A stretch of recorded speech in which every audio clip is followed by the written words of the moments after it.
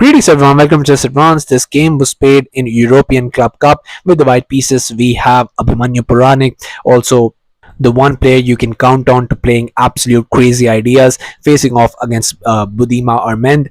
This game is really an epic game and you're really about to love this game. So without further ado, let's start with this game. I'm not going to keep you waiting for long. Hey, just e4 was played by Abhimanyu. Hey, c5 now. Knight to f3, d6 Sicilian. Definitely ready for a fight. We have d4 and we have c captures. C captures, knight captures, and now just going for this knight to f6, knight to c3 and just a6 going for the knight of variation, and h3 and now just going for e6. I mean, I thought that maybe people don't go for this knight offline because maybe it just leads to a drawish line now because I mean MBL has played all of the side lines, but maybe not because hey, just h3 was played and h3 is going for the Adams attack, and this is really a crazy game. You're really gonna love this. Hey, g4 immediately going for that attack, and now just comes h6. We have a3 and just bishop to e7, bishop to e3 now, knight to c6, and here you could have also gone for a move like d5 in this position, and definitely a Sicilian player's dream. But the thing is that in this position it works, and maybe what you should have gone for, because here e captures, knight captures, and after knight captures you play queen captures, rook to g1 in this position,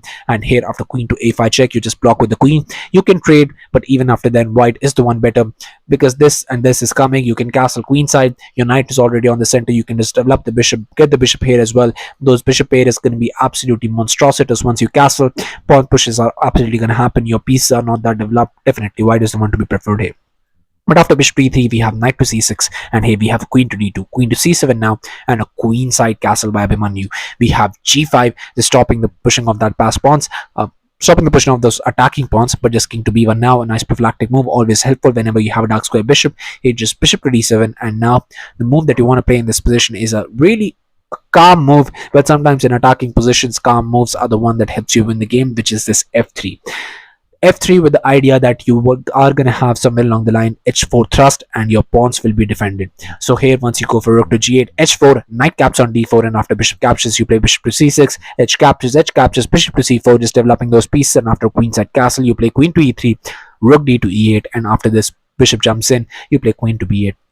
Knight to a2 now, you're going to have this knight to b4 and your position is going to be absolutely amazing. But after bishop to d7, hey, bishop to e2 was played, now just comes this knight to e5, f4 now, just pushing those pawns all the way, and now an attack is definitely brewing. We have g caps on f4, bishop captures, bishop to c6 now, going for the same moves but in a different order. We have queen to e3 and just h5, and we have g5 now, even pushing it all the way, knight up to d7 and just h4 in this position, just cementing that pawn there. So you definitely are not going to castle kingside, but are you really going to castle queenside here, because all of this tension exists here as well, and it's also going to be there as well if you decide to castle. So where is the king really going? Here knight to g6 was played, but now just comes bishop to g3, just a calm before the storm. Knight d to e5 was played, and here just going for rook h to f1. And what do you play in this position?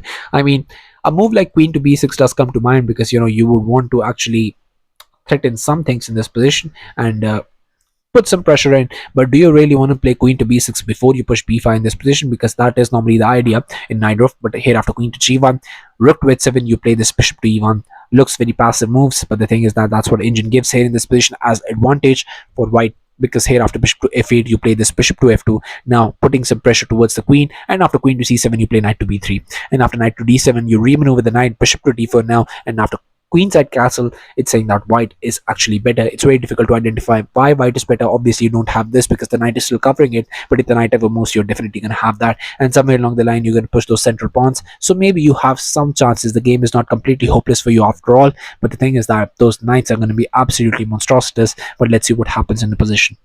But here after rook h to f1, here rook to h7 was played, but now is it a bit too early, because in this position Abhimanyu goes for a spectacular spectacular Tal move. Here he goes for knight to f5, sacrificing an entire knight. And what do you even go for? Do you take the knight? Do you do something else? If you go for e caps on f5, then just comes e caps on f5, and you can say bye to your position and resign the game on the spot. Because the thing is that you're not surviving this.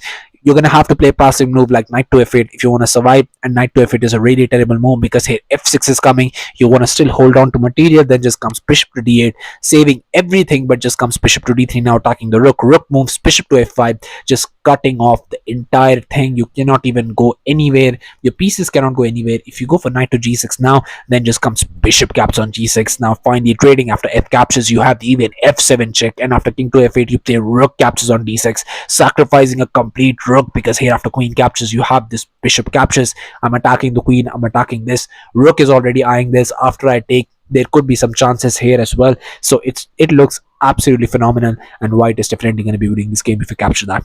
So after analyzing all of these things for roughly 8 minutes in this position, bishop to f8 was played, but now just comes this knight to h6, which was the idea after all.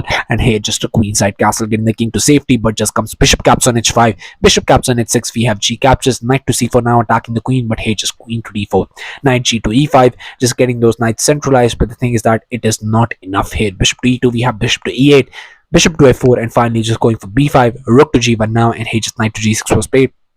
But here just bishop to g5 attacking the rook, and the thing is that your position is a bit too passive, your pieces are a bit too passive. It's very difficult to try and do anything. This is even coming, and there is not much you can do.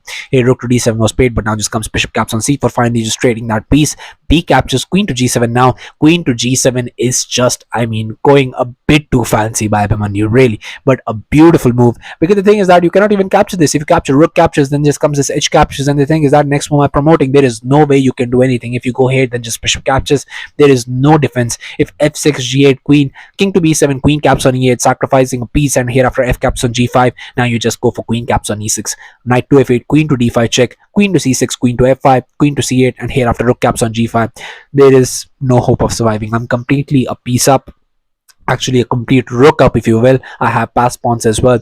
You're not surviving this game. But after queen to g7, here rook to h8 was played, but the thing is that there is not much you can do in this position. Here after bishop to f6 was played, it was on this move, on just move 32, that Budima Armend resigned the game, and Abhimanyu Puranik got a spectacular start to the tournament in European Club Cup and got this amazing victory in 32 moves, playing that spectacular knight to f5. I mean, that was a beautiful move, and really it gives you a lot of confidence once you're able to actually play and execute these kind of moves, and that comes accurately. I mean, he does that very often as well, and it's not like it's his first time, but still, starting a tournament like this is definitely a boost to amazing results that's going to be coming after this. So yeah, thank you for watching this.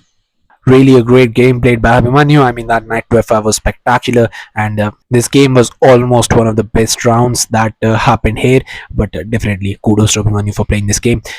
So yeah, I'll be seeing you guys very, very soon. Thank you very, very much for watching.